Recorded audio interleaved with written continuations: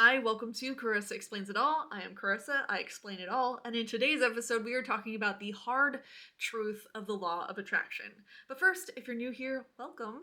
This is my series called The Diary of an Alchemist, in which I'm reflecting on the last 6 years and all my journals through those last 6 years of my inner child work and shadow work and emotional healing journey, and I'm just sharing all of that with you.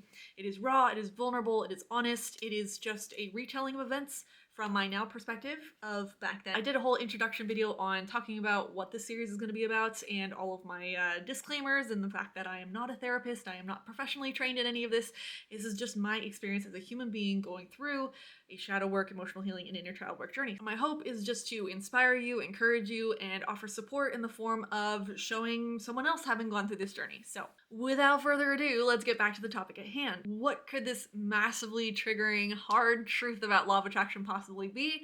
Well, I will not make you wait till the end of the video. I will tell you right now. The way that you relate to the law of attraction is the way that you relate to the authority figures in your life. And the type of relationship that you have with the law of attraction and using it as a tool to manifest is indicative of how you do or you don't give your power away. Now, maybe that's triggering for some, and it probably doesn't seem that impactful, so I encourage you to continue watching this video because I shall give you the context with which to kind of get a foothold into this truth and to kind of uncover maybe some ways that you're trying to manifest with the law of attraction, but it's not quite working for you. You might have kind of a tangling of energy, so to speak, with the way that you relate to the law of attraction or manifesting, and this video should hopefully give you some insight and clarity into that. So like the rest of the videos in this series, the inspiration for this video was based on a journal entry, and this particular one was December 31st of 2018, so New Year's Eve 2018.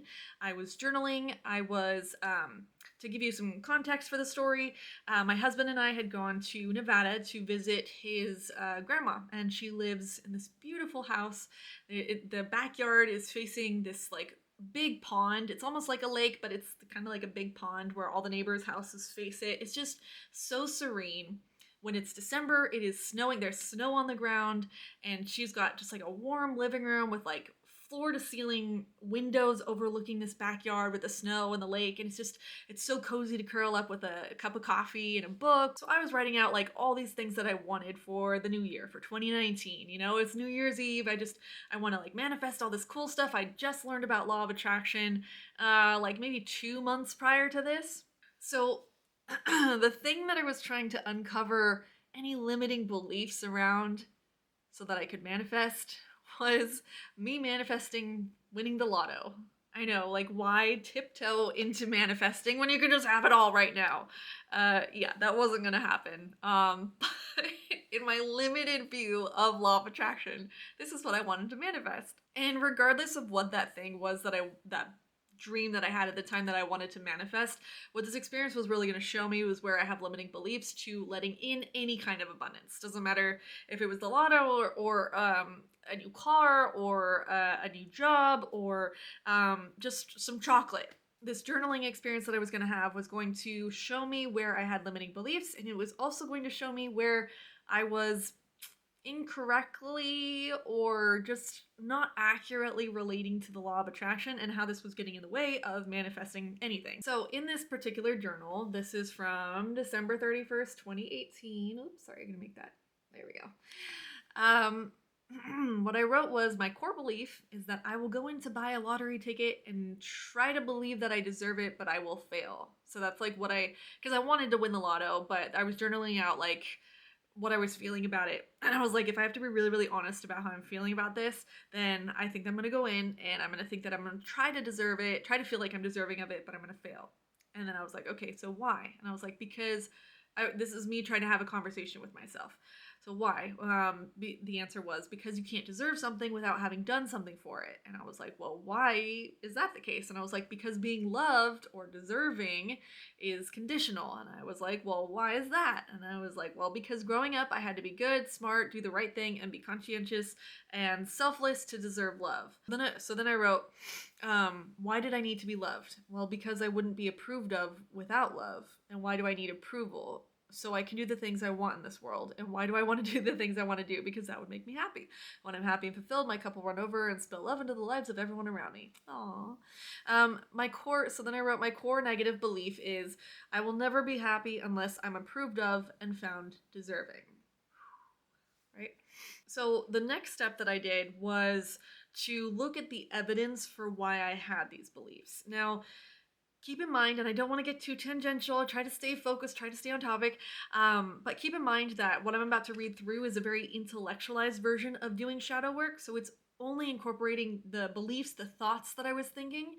This is when Abraham Hicks says, a thought or a belief is just a thought you keep thinking. It's like, yes, in part, that is true, that is an aspect, but there's also an emotional aspect to this that requires the feeling of the icky feelings you don't want to feel, and the being with the inner child who felt hurt, who felt wounded, and deciding to be with that part of ourselves through these icky feelings and not abandoning can I say that word? And not abandoning them. So what I'm about to describe is doing the work, but it's only the intellectualized thinking component of that work, and to mend it truly, to mend that gap between and integrate your inner child and your inner adult self, to really mend that gap, you do have to do the emotional work too. But at this point in the story, December 31st, 2018, I didn't actually know how to do that very well yet. So for the sake of the story, we're going to stay on track, and I'm just going to read through the evidence that I brought up for why I believed this core negative belief, which is that I will never be happy unless I'm approved of and found deserving. So what I did was I wrote out the evidence to support these. Sorry, I know the audio. I wrote out the evidence to support these beliefs, and then I addressed each bullet point and debunked them. Like, why could this not? How could this be not the truth? How can I choose a new truth to accept instead of this very limiting one? Because then if I can debunk all these limiting beliefs that hold up this core negative belief, then essentially I can release and let go of that core negative belief because there's no more evidence to support it. So the first one was I could stick to appropriate activities like job, college, drinking, Netflix, shopping, so that people can approve of me. And I debunked that by saying I find genuine joy and happiness in learning, becoming, researching, problem solving, being with my love, my husband, not proving myself to anyone, engaging in what makes me genuinely happy. And it's so absurdly silly to engage in appropriate activities because they aren't aligned with what genuinely makes me happy. So sometimes you can kind of do this intellectual process because what it does is gives you an awareness of the thoughts that you keep thinking, so that the next time you're in a situation and these thoughts come up, you can go, wait, I did this activity where I debunked those. So you may not have healed that emotional aspect yet, but at least you're becoming aware of those thoughts that lead to staying very limited. And then you can choose to think a different thought. So the number 2 piece of evidence to support that belief of I will never be happy unless I'm approved of and found deserving was that I'll always be able to connect with people because I stay within the limits that they hold me to. And then the debunking of that, I wrote, I can't even connect with people I want to anymore because I've followed my passion and path so far now that the topics of approved discussion are no longer of interest to me. So it's time to find my tribe. Those are the only connections I care to make now. So that would be serving as a reminder that anytime I feel the need to stay within the confines of what someone expects of me, I can remember, you know what? I want to find the people that I truly connect with anyways. So I can choose to leave behind those habits and behaviors that do that, and it will feel uncomfortable, but it's okay because I know that there's something better, more aligned out there for me. And the last bullet point, the hardest bullet point evidence to support that belief that I will never be happy unless I'm approved of and found deserving is putting the power in someone else's hands means that I stay safe. Trusting approved paths has gotten me to a college degree, it's paid my bills, it's built my credit, got me married, worked my way up in a job. So debunking that one, I said admittedly, this one has, up until this point, still held power over me. A desire for certainty because it allows possibility for all other places of growth. It allows physical survival. it allows physical survival in this world. But to only focus on that is to focus on a lack of meeting spiritual needs. It has become abundantly clear that to meet my unique blueprint for happiness, that staying in the lines of approval of activities and connections is no longer serving me. Looking for certainty in approval from others or myself will never lead to welcoming peace. Therefore, needing to be deserving does not equal love and welcoming peace. So, getting back to that original story, remember how I was trying to win the lotto and trying to manifest this? Well, I was debunking what I thought was the limiting belief that was keeping me from being able to win the lotto. So, what I took from this exercise was I no longer need to be found deserving to have my physical needs met. I can just be me. And that's wonderful and beautiful, and it is true. And it was empowering from the place that I was at, like basically like feeling not empowered to be able to follow what I wanted and not have to be found deserving or approved of, to like now taking this little baby step to like, no, I can have my needs met and I don't have to be found deserving to get that. But like this is little tiny baby step, and like the lotto or whatever I want to manifest is like out here, up here, and there's like a billion little steps to take of letting go other beliefs and really healing the emotional aspect of myself that still probably believed that. It's one thing to think different thoughts, but it's another thing entirely to feel differently about something. But in the story, basically I was like, okay, I'm ready to go. Let's go win the lotto. Oh, and I forgot, I had journaled before that, like all the reasons I should win the lotto, all these reasons why it was going to help me be able to leave my job and to get a house and to pay off all these people that I love their debts and like be able to serve people better in the world and like just all these things of kind of like a, and this is why you should give it to me, universe, kind of a list. And like it was legit and real, but like, so anyways, we were in Nevada, so we went out to a casino for lunch and I played a few slot machines and I think we probably spent like 20 or 40 bucks and we earned it back and that was about it.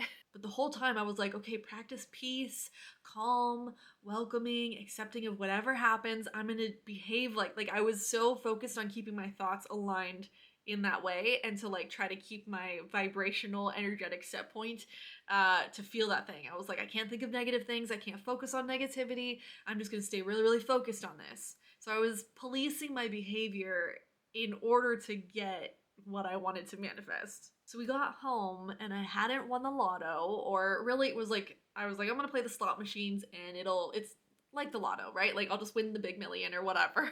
And so I got home and I was legit genuinely like disappointed that that I hadn't won. I was like, well, what the hell? I was like, I tried my hardest to step into that reality where I had won. I had journaled it. I had dealt with a limiting belief. I felt like my hard work should have been rewarded. So now we've gotten to the point of the story where I can break down what happened in the story, why it is illuminating, and how it illustrates this really hard truth that we often treat the law of attraction and the universe with the law of attraction the same way that we relate to the authority figures in our life, and that our relationship with the law of attraction is indicative of how we do or don't give our power away.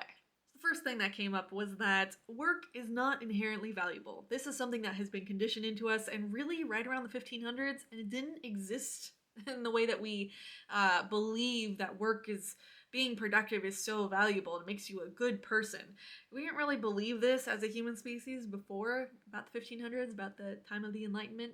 This is something that had to be conditioned into us to make us good workers for the new economy of capitalism that was on the rise. And I will not get into that in this video, but I just want to say that at this point in my story in 2018, I believed this so hardcore with every fiber of my being, with every bone in my body. I was like, the harder you work, the more you'll be rewarded for your success. If you just grind and you hustle, you're gonna, make the big money. And it's how I'd gotten as much success as I did in my career up until that point. And I do have another series where I talk about the burnout at my job from having pushed and worked so hard, because that was my relationship with work. My relationship with work and how I had been conditioned to perceive that it is inherently a valuable tenet of someone's character. My perception of that was how I related to the authority figures in my jobs and my careers and as my caregivers when I was younger. The harder that I worked, the more they're going to see the effort that I put into it, and they're going to reward that hard work. But now you could say, when I'm trying to manifest and use the law of attraction, that I'm getting into a contract, if you will, with the universe. And I was projecting that contract onto my relationship with the universe and saying, if I just work harder, if I just put in all this effort to look at this limiting belief and to journal and to do these mantras and affirmations and to really like convince you of why I'm deserving of this, then you ought to reward me, right? Like that's like the thinking that I had that was subconscious. I was not aware that that is expectation that I had of the universe. Like, you must fulfill your end of the contract. And the universe, law of attraction, is just constant staying there, and it's like, no, that's not how we operate. uh you know, and I'm just like, how dare you not reward me for this hard work and effort? Like, you should have given me something. But that's not how it works. And so my erroneous expectation of relating to law of attraction in the universe was indicative more of me and my expectations that had been limited and conditioned. Number two, this was illuminating the fact that I was very transactional in what I did in life. So, very much a I do this for you, you do this for me. There is a contractual obligation that if I do something, I expect you to do something in return. It illuminated a projection from my childhood that if I alter my behavior and I change how I am to a way that is likable by you or approved by you, then I will be found deserving and I will have my needs taken care of. So I was projecting this onto the law of attraction, and again, it does not work that way. Number three, I was policing my behavior. I was behaving in certain ways, and I expected that if I just pour out my energy, this external action of me moving my energy outward in a way that is correct and aligned, then the law of attraction will work and I will manifest things. But law of attraction responds to energy, right? So it's not just the energy that you output, it's also the energy that's still within you. So let's use the example of like a cup of water. Say we are like a cup of water, and the water that you pour out, there's been like a filter put on the front of it. So what comes out, the energy that's coming out, is filtered, it's policed, it's the correct behavior, the aligned behavior, and it's coming out. But the water that's still in the cup, the energy that's still there, is dirty and tangled up and full of conditioned and limiting beliefs and emotional hurts and wounds and expectations that things are not going to work out and that things are shitty and no one's going to take care of me. That's still you in the cup. And whatever you're pouring out, it's filtered energy. It looks appropriate, but it is not the whole totality of you. And this is why the intellectualization of working through limiting beliefs is only gonna go so far as that filter did, where some of our energy is correct and accurate, but there's still a whole bunch of our energy left in that cup that has not been addressed. And we could call it dirty water, not clean, but it really, all it is misaligned. It's just energy that has not aligned to our higher self. It is not empowered energy. We haven't worked through it yet to allow it to be empowered energy. And therefore, the universe is not going to respond in a way that reflects that we are empowered because, well, we still got a bunch of water in this cup, energy in this cup that does not believe that it is empowered. Now, the fourth thing that I was coming up against was that I was performing. I was doing things in a very roundabout way to get the law of attraction to provide for me, but I was not meeting my needs directly in real life. And this is a really, really common thing for people who are more likely to believe in law of attraction and to be open to the idea of manifesting, because it requires a bit of a suspension of belief that you have to do so much in the physical world in order to make things come in and to manifest, when in reality it's a combination of both. We need to do both, right? So we can do the deconditioning of the limiting beliefs, we can say the affirmations, and we also need to take action in the physical world. Often what can happen is that we think that this is a tool for something to miraculously come in and save us from our situation, or to provide for us in a way that we don't actually believe we can provide for ourselves. For example, me back in 2018, I wanted to have a house. I did not like my job, and so I wanted a different job, or I wanted to be able to do YouTube full time. I really, really wanted all of these things, and I had good reasons for wanting them. But deep down, I didn't believe that any of those things were possible for me, so I was outsourcing my sense of power to make that happen in my life to the law of attraction. And I was expecting and hoping, oh, this is a new avenue, a different way of getting something to come about without me actually having to take action in the real world. Now, the desire to outsource my power and ability to create this in my life to the law of attraction was pretty indicative of a long held fantasy of being rescued from my situation. And this is a fairly common fantasy that people have is the idea that someone will come in to rescue us or something will miraculously happen.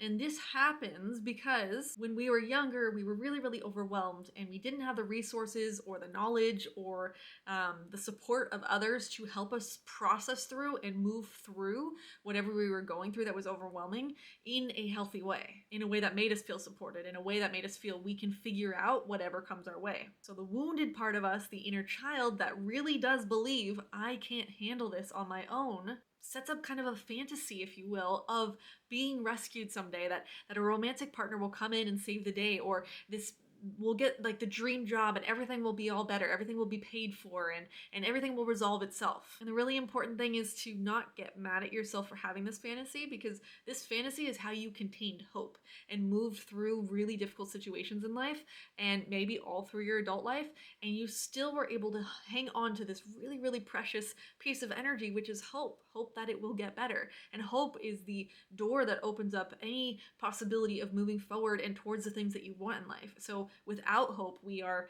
depressed and feel like, what's the point? It's just very, very crucial to keep this hope alive. And we do that by creating fantasies of possibly being rescued, that this could get better. But we also hold the belief that I don't think I can make this happen on my own. And this is when we start to outsource our ability to manifest, to create the life that we want, to law of attraction, and solely law of attraction, when it should in fact be used as a tool to supplement our ability to bring in what we want. And I definitely want to make a point to mention that for me, this was YouTube for years. The idea of doing YouTube and just making a bunch of videos and becoming like a viral hit and just making it big meant that somehow I'd pull in income streams, and then that would just pay for everything, and I could get out of this terrible job that I hated, and I could buy a house that I wanted and create a fun environment for everyone to be in. I've always wanted to create like a sanctuary to allow people to just feel peaceful and relaxed, and like all my dreams would just come true if this one thing would happen. And I point this out, even as weird as it may seem, because here I am on YouTube making videos now. I point this out because sometimes those fantasies are also like inextricably tied up with our actual dreams and things that we want.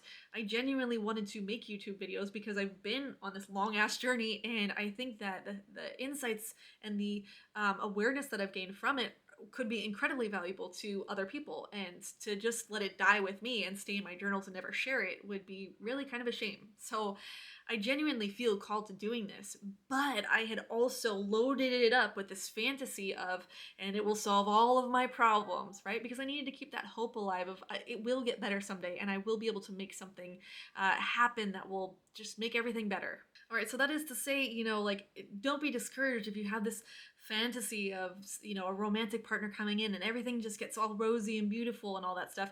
It could genuinely be that you have a dream to have a romantic partner who you trust and you feel really safe with, and that is a legit dream. And sometimes we also have a fantasy version of, and it will make everything better. And that's the key component that I'm just saying. Be aware of that you might be projecting that onto the law of attraction in making everything better. But sometimes we have to sort through and heal those aspects of us that really do believe that I can't handle whatever comes my way and I can't make things happen for myself.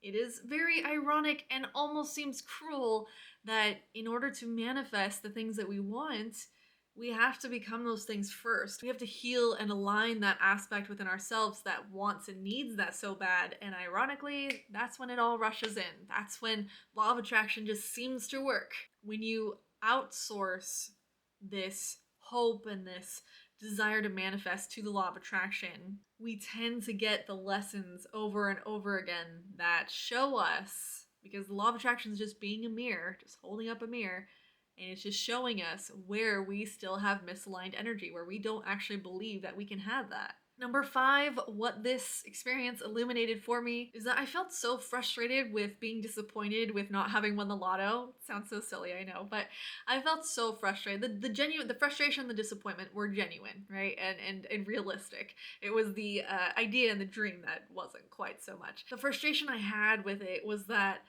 I am trying to be a good person here. Like, why won't you just let me have those good, nice things? Because then I could help so many other people. Like, why? It would have such positive ripple effects. Like, why won't you just help me right now? I just felt like I'd be so much more empowered to do so much more good, which would just help the universe. So really, it's a win-win. I was trying to negotiate with and bargain with the universe. Like, if you just let me have this win, then I'll help you out. And it's just not the nature of the law of attraction, which is just a mirror. Looking back, December 31st, 2018 was, I think it's not quite 6 years. I think it was about 5 years, just over 5 years. That was about 5 years ago. And I have gone on an intense journey of shadow work, inner child work, and emotional healing since then. I am a completely different version of me. I was still me back then, but I felt very, very disempowered. I felt very fragmented from aspects of myself. I did not fully accept myself. I did not fully love myself. Looking back, I can see, oh my god, I was nowhere near being able to manifest all the things that I wanted, and law of attraction was legit just a mirror holding up, showing me I am not that version yet. And I took it to mean so many things about me and meant all those things about, like, you just won't let me have my way, right? I was projecting that relationship that I had with my caregivers onto this universal law that really wasn't being like that. I was projecting those feelings onto it, those frustrations, that resentment. I did not hold the vibrations that were empowering to be able to manifest the things that I wanted at that time. Back then, I couldn't see it, and that's kind of the point that I'm trying to make, because I think I'm being a little bit roundabout in it. The point that I'm trying to make is, back then I couldn't understand why I haven't manifested the thing. I am great already, aren't I? I am deserving already. I just worked through that limiting belief. But now, 5 years later, I can look back and be like, oh, girl, no, we weren't even close. We weren't even close. And there's nothing wrong with the way I was back then. But I can see it now. I've got the bird's eye view perspective of how far we've come and all the work that we've done since then. And not to say that you have to do work to be deserving, but rather, if law of attraction and manifesting is literally just a mirror showing you what your energetic vibration is, there was a long way for me to go to feel empowered about my life. And the reason why I'm making this point, again, trying to be clear, I need to be clear on my points. The reason why I'm trying to make this point is, if you feel like law of attraction isn't working, keep going. You know, like, you're still in the process of being molded, taking ownership of yourself into the person that is capable of now feeling totally empowered and manifesting things with ease, because you are it. You know, so like soul deep, you know that it's not even about deserving. It's just like, I literally am awesome. And I manifest what I want because it's a tool to be able to pull things into existence. It's your mindset around using law of attraction is totally different. You're not outsourcing your power anymore. You are your power, and you use this awesome thing called law of attraction manifesting as a tool to harness and amplify that energy and that power. But you cannot harness that energy, and you cannot use it in the most empowered way until you become your most empowered version of you.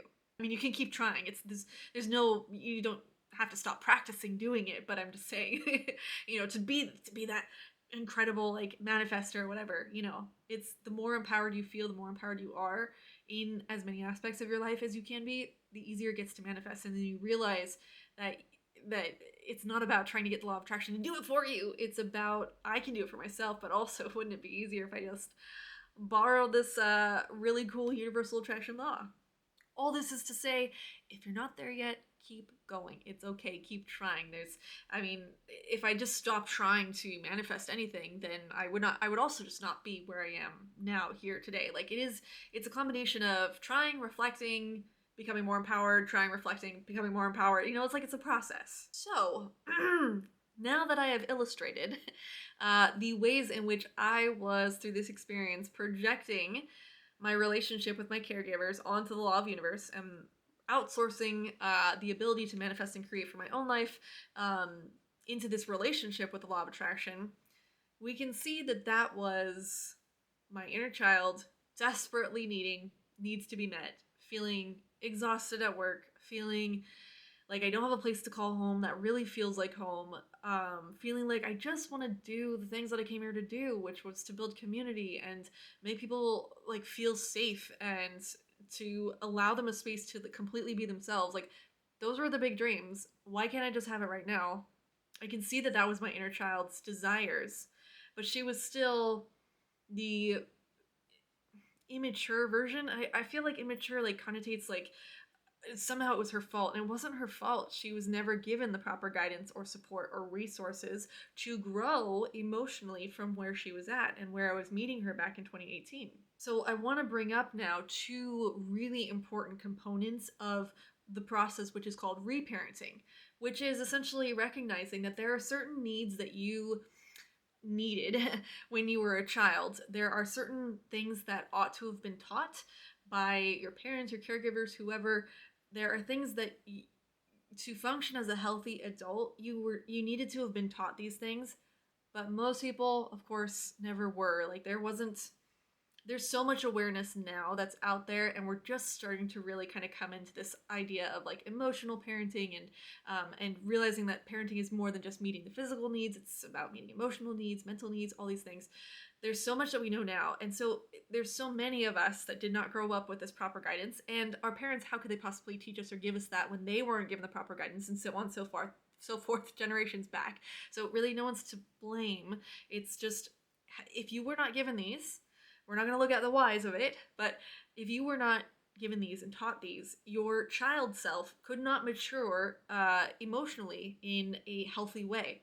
And so now, as an adult, you have this aspect of you that is the inner child that reacts in emotionally inappropriate ways. Not that it's any of your fault, not that it's a bad thing, it's just, it is what it is. It's not the healthiest way, per se, to move forward in life. And I think we all want to be healthy, you know, we want to feel good, we want to feel capable. And so this is no judgment whatsoever on anyone and where you're at. It's just literally, let's look at the situation for what it is.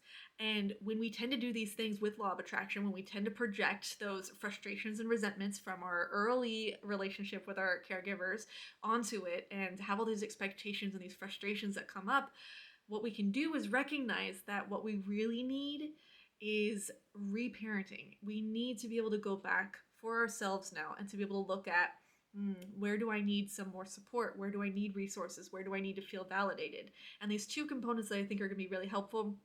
They're not the only components of reparenting, but they are two components that relate to this video. And those two components are, one, frustration tolerance, and two, resilience. And they build off each other. So I'm going to start with frustration tolerance. Frustration tolerance is the ability to accept that things don't always go our way. And that's just the hardest thing. Like, I hate it. I still don't like it when things don't go my way. But we can recognize that it's gonna happen.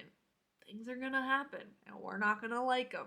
And there is a healthy way to respond to this, which is basically to respond, to be able to look at it and be like, remember, oh, things happen, and they can be frustrating, and to choose how to respond in a way that's still in alignment with us feeling empowered and not hurting the people around us. But to look at that mature way, let's first look at the emotionally immature way. So for emotionally immature, one of the reactions that we might have, which is kind of like a knee-jerk response, right? You can think of respond is kind of calm, collected. I recognize what's going on. Things are outside of my control, and this is how I choose to respond in a healthy, empowered way. That's responding. Then reacting is just kind of like a knee-jerk response. Someone punches you in the face, you punch them back, you know, like it's very like knee-jerk, it's very quick, kind of like trigger happens and we respond like, or we react like this. So one of these reactions could be to overreact. If you've ever had a difficult situation, you're talking to a friend and they're just kind of like, I think you're overreacting. Like this particular situation doesn't call for an emotional response that's this big. And chances are you were reacting to something that just happened to you that triggered an emotional upset you had way back when that was never resolved. And so this is just like, see, it's happening again. And this big ol' overreaction. And don't feel bad about this, because it's indicative that you have big feelings about this, and there's nothing wrong with that. Something about this event means a lot to you, or it means a lot that you didn't get a need met. And this is, think of like the inner child as like a 2-year-old toddler. They don't need to know how to appropriately react. They respond, they overreact. They're like, pay attention to me. I have needs that aren't being met. Someone pay attention and meet those needs. Right? So overreacting is not indicative that you're like a bad person or you shouldn't be. Like overreaction is an indicator to yourself that you have big feelings over this. It's time to sit with those feelings and to know what they are and to validate them and to recognize what needs are causing your emotions to scream out in a cry for help. This overreacting means that this situation means a lot to you and you are feeling overwhelmed by how much it's not working out for you and you really, really need it to. There's a need that's not being met and you really need it to be met. And I'll go deeper into these in a separate video, but for now, let's get into the reaction number 2, which could be to catastrophize, where you feel like, oh, if this doesn't work out, then my life's over, things are gonna get so horrible, and nothing's gonna go my way, and we tend to go worst case scenario, black and white thinking, it's either this or it's that, or it's nothing, it's all or it's nothing. We get like really like polarized and catastrophized in worst case scenario. And frustration tolerance in the situation would be to remind ourselves that things do happen, it's okay, and it doesn't mean the end of the world. We have to remind ourselves that we can't control everything, and when we feel that need to, what's often going on is that we actually feel really chaotic and uncontrollable on the inside. What you need most is peace and rest and a sense of calmness within ourselves. And when you're centered, I mean, think about it. When you're feeling calm and zen, do you really catastrophize? No. So the absence of being calm and centered is, when you're having a reaction to something, a frustration that comes up is to catastrophize. So what we really need to do is come back to calm. Now, this doesn't mean go sit in a room and meditate as soon as you're feeling like, oh my God, the end of the world. But 4 big indicators that are really, really easy ones to remember is this acronym called HALT. And I'll put it up here. So HALT. These 4 questions you can ask yourself. When you're starting to catastrophize, you can ask yourself, am I hungry? Am I angry? Am I lonely? Or am I tired? These feelings of being hungry, angry, lonely, or tired tend to make us feel like there are forces beyond our control. There are forces outside of us that are triggering the hell out of us. And it's making us feel like the world is out to get us or that we are completely helpless in the world, which all feels like the world is ending. Therefore, catastrophizing is what we do. It makes sense, right? When this is explained out, you're kind of like, oh, that's why I do it. It makes sense, right? And there's this great infographic that I recently came across on Reddit, so I will post it here. It's so cute. When it feels like everyone hates you, go to sleep. When you feel like you hate everyone, just eat. And when you feel like you hate yourself, just shower. I don't know why this last one works, but it does. It really does. And it's those times where I absolutely do not want to take a shower. And then I take a shower and I'm like, huh, that's weird. All those feelings of like self-hatred and self-loathing and self-rejection are kind of, they may not go away totally, but they feel pacified. So the important thing to remember about this is that you don't have to go through 10 different steps of learning how to become an emotionally mature person and deal with all this emotional wounding and pain and all this stuff in order to be an emotionally mature person that can respond to events. Yes, you can do all that, but also anytime you start to have a reaction and then you remember, oh, I'm reacting, I'm catastrophizing, or I'm overreacting in this situation, and recognize it's never an overreaction. It's a legit feeling that you're feeling. Don't let go of that shame around that. But anytime you recognize that, you have immediately leveled up. You have immediately emotionally matured because you're already a step ahead of where you were before, which is to react with no self-awareness of what's going on. You are now self-aware. You haven't just watched this video and learned the things that we just talked about in the last 5 minutes. You've already matured. You've already leveled up. And what you're doing is teaching yourself frustration tolerance. This is what ought to have been modeled for us, helped, having someone support us in being able to learn frustration tolerance as we grew up as kids. And when you were never taught that, it's no wonder that we have so many emotionally reactive adults walking around this earth because we weren't taught that when we were kids. But now, those of us who are doing the work, we're coming into an awareness of it is much healthier and happier to be in an environment where people choose to respond, where we choose to own and take responsibility for the emotional reactions that we're having, to do the work to heal it, and then to choose how we want to respond in the world. It's far more empowering.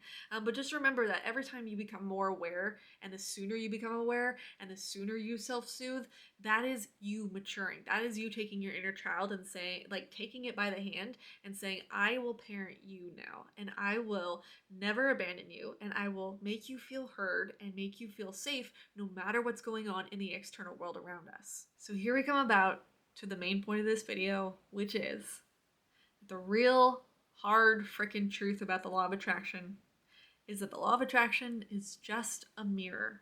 It doesn't have any power over you. It isn't the universe wielding some kind of power that you don't already have. It is just a mirror. And just like you would stand in front of a mirror and all it's going to do is reflect back what is standing in front of it, it's not going to make you any better. It's not going to bring things to you. It's not going to have any kind of special ability other than to reflect back the person that's looking into it, which is you. Anytime we feel some kind of way about the law of attraction, like, oh, it's abandoning me, it won't give me what I want, it's not listening to me, it's just stupid, whatever it is, it's a reflection of you and who you give your power to in life. Whether it's an authority figure, a job, a parent, a friend, a partner, a spouse, or yourself. When you stand in front of a mirror, all it is doing is reflecting your relationship to power. And the hard truth is that we treat the law of attraction like that caregiver, taking out our frustrations and resentment on them when they should have been taking care of us. But that's not what the law of attraction is. It's just a mirror. And any way that you perceive that it is limiting you or not providing for you or not bringing in the things that you want to manifest, all it's doing is showing you where you still don't believe that you hold the power in your life to manifest the things that you want. All it does is show you your relationship to the power that's within you. The law of attraction, the universe with the law of attraction, it doesn't expect you to be anything other than who you are. It doesn't expect you to do anything but be in alignment with who you are. And all it does is hold steady a picture or a reflection of you and how connected you are to that power at any given time. And it does that through this mirror by allowing you to attract in that which you already are. So if it's not coming to you, if you're not manifesting it, it's because you have not totally aligned that energy within you, healed those wounds, addressed those hurts and that resentment, address those projections of your relationship with your authority figures. Your vibration is just not totally in alignment with the very nature of who you are. And this brings me to the second component of reparenting that we'll be addressing in this video, and really quick because I know this video is getting long. And resilience, all it is your ability to bounce back from difficulties, your ability to adapt to changing circumstances in your life and kind of recenter again into a state of empowerment. This doesn't mean that you don't feel negative feelings. That's bypassing. We don't do that. But this means that when you have an upsetting experience, you address and acknowledge and become aware of the reaction that you're having. You sit with your inner child, you listen to it, you validate it. What needs does it have that needs to be met that we're not meeting, and meet those needs and heal those emotional wounds by healing our relationship with our inner child and that emotion that's coming up and saying, you know what, it's okay that this feels uncomfortable. I will not abandon you and I am with you through it all. And now that I've sat with this discomfort and I've allowed myself to uncover what limiting beliefs I had about my inner child, about myself, what was possible for us, now I choose to move forward in a way that is a response. I choose to respond to the situation in a way that's different and more empowered than I did before. And I will do whatever I can to be able to do this. So if I can't do it on my own, I can reach out to a friend, to a therapist. I can Google search what I need online. Go to Teal Swan. She has so many. She has like 1,600 videos on how to heal the emotional body and work with energy, work with the physical world on an energetic level and do this healing work with your inner child. Resilience is about believing that even if I don't have the tools right now, I will find the tools, I will find the support, I will do whatever it takes to get back into a state of empowerment. And that is the bounce back from difficulties. That is choosing the next time I am feeling frustrated, I'm going to remember that I want to build this frustration tolerance and look at how I am reacting to the situation, address it, heal with it, sit with it, move in, even if it's just, I feel like I hate everything in the world. I'm gonna go eat a sandwich, or I feel like I really don't like myself right now. I'm gonna go take a shower, or I feel like everyone's out to get me, or everything's scary. Just go to sleep, take a nap, go to sleep for the night. That is you bouncing back from adversity. And maybe you're not like your total higher self and you're totally like perfect, empowered self. Honestly, it's gonna be a long time till you get there. And there is a process and a journey to go on to be able to get to that point. So resilience isn't you bounce back and you're 100% again. Bouncing back, resilience is about adversity, falling back, having whatever relapse, that's not a good word for it, but having whatever negative or adverse reaction you're having to it, recognizing that that's not bad, it's just where you're at emotionally, healing it, doing that work, being with yourself, and then bouncing back from it and saying, and I will try again tomorrow. So, to wrap up this video, to recap, the really, really hard truth, the triggering truth about the law of attraction is that many of us relate to it in the same way that we relate to the authority figures in our lives. We project the hurts, the resentment, the unspoken contracts that we have with the law of attraction. We don't even realize that we're doing this. We expect it to provide for us through manifestations when we don't believe that we're capable of providing this for ourselves.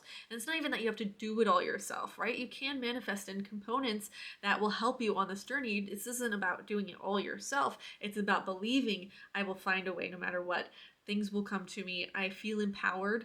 I trust that there is a process. I trust that things are working out for me. I trust that there are components coming in that are working in my favor. But where we steer off course is when we use law of attraction and the success of our manifestations as a barometer for how well we are operating within our contract with the law of attraction, with the universe, and what we had projected as our contract from our caregivers. Many times the illusion is that we struggle to untangle our own desperate need to feel taken care of and provided for from what feels like the miraculous feeling of manifesting. We kind of confuse the two. We tangle them. We kind of get it all tangled up. But by learning how to reparent ourselves and teaching ourselves how to build up frustration tolerance and resilience, we are building the skills and the confidence within ourselves that make us capable and empowered to work with the law of attraction, the universe, in the purest, that's not the word that I want to use, but the purest form of that relationship, what it actually is, not the projections that we put onto it. By recognizing that manifesting is more than just fixing our outward behaviors and our actions and our thoughts, recognize that it is all, it's an internal process and an external process. When we can recognize that manifesting is more than just fixing our outward behaviors and thoughts and actions, and it is all about it's that, and it's about learning about and understanding the energy that is within our container, that energy that's within us, that conscious and subconscious energy. We can incorporate the known practices of law of attraction like scripting, affirmations, vision boards, and we can couple that with the process that builds up our own sense of empowerment, which is the emotional healing, the shadow work, the inner child work, and becoming aware of releasing our deep-seated limiting beliefs, just like I did when I was trying to win the lotto. And by recognizing our unspoken contracts and expectations for the law of attraction to deliver the things that seem to be out of reach for us, we can then release projections that keep us stuck, which allows us to step back into our power and see the law of attraction for what it really is, which is a mirror. Nothing more and nothing less. So this is a really hard truth to come to grips with sometimes. So stepping into this requires a mental fortitude and an ability and willingness to look at the aspects of ourselves that are most undesirable. These are the parts that feel icky. No one wants to see how they're giving their power away. No one wants to see where they're projecting things that are illusions. And so it's really important that you treat yourself, if you're feeling triggered at all, or if this is kind of like a revelation, that you treat yourself with the utmost gentle of care after this, because sometimes it can really hurt to feel like, oh, the way I was trying something wasn't working, or to become aware of ways in which we thought we were empowered but we weren't. And that deserves absolutely no shame or rejection or embarrassment, but instead tender love and care. Truth will set you free, but not before it shatters all the illusions that you previously held. We tend to, if we were not given the proper support and care in childhood, then we tend to build our sense of identity and our sense of safety and security on a foundation that could be supported by illusions and not the real truth. It is truly the Tower moment in the tarot deck, where seemingly the foundation, we built a building, we built our life on this foundation. And when our illusions shatter, essentially that foundation is crumbling. The tower is going to fall. The people are going to be screaming. The emotions are going to be raging. The frustrations are going to come up. And it's really important to just be patient with yourself during that process. Just know that after the tower moments, comes a rebuilding, rebirthing of ourselves into a new, more empowered version than we were before. Just keep in mind that getting to the other side where you feel okay again is not the point. The point of all this is to become empowered, which doesn't mean getting from point A to point B as fast as possible. It means taking that journey where you do not abandon your inner child again, but you see it, you validate it, you heal those emotional wounds, and you take your inner adult self who's learned to survive the ego with the inner child, and you begin to integrate them. You have the ego, the inner adult self, the conscious self, take the inner child, the subconscious part, by the hand and say, I will parent you now. I will be there for you, and I will not abandon you through difficult feelings. And it feels really uncomfortable, and this is why I abandoned you in the first place, because I really don't want to be here right now. This really sucks. But it's choosing to stay with it anyways. And as emotions are like a wave, and like as you crest that wave and you ride it with your inner child and you don't abandon it, you do not separate from yourself, you do not refragment from yourself. As you do that, you will get to point B, the getting over, the initial feeling of discomfort. You will get to that point hand in hand. That is the process of integration, and that is the process of empowerment. And what you are doing is raising yourself, raising your child self, and helping it to mature emotionally. And that is a beautiful thing. So that's it. That was a long video. That was a hard one. We addressed a lot of hard-hitting things, I think. So that's it for this video. I know that was a long one, that was a hard one, and if you got to the end of it, thank you so much for watching, and thank you so much for choosing to be interested in any of this. It really, truly is beautiful work, and if you're going through it, I am so happy for you and so proud of you in a non-condescending way. I only had my guides to really tell me, like, oh, you're doing a good job, and I'm like, yeah, okay, but it'd be nice if a real human being would be able to acknowledge it. So it's thankless work. It's it's hard. It's really, really hard. And people who haven't been through it don't get it, like how hard it is. So if you're going through it, I'm really, really proud of you for going through it. And this world is so much better for you choosing to do this work and to step into the most empowered version of yourself. So I'm going to wrap it up there. If you're interested in more videos from me, my last video was about the first time I met my inner child, and my next video is going to be about the first time I learned about emotional and spiritual bypassing and what those are, and the first time really dealing with disappointment, the feeling, the emotion of disappointment, and what it meant to me and how I moved through it. So if you're interested in either of those or any of the other videos, please feel free to watch. Make sure you like and subscribe, and I'll see you guys in the next video. Oh, I am Carissa, I explained it all, and I'll see you in the next video. Bye!